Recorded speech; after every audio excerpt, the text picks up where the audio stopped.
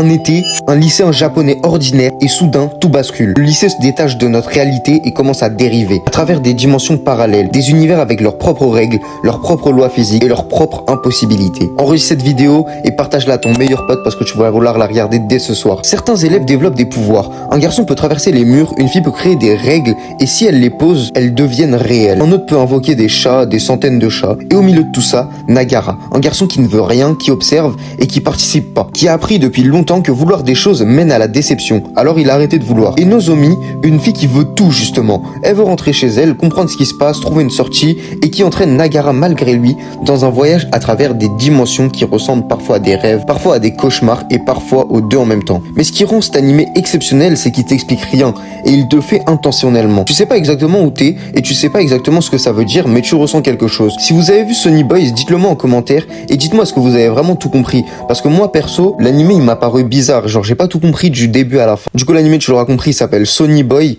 et il est disponible sur Crunchyroll en VO.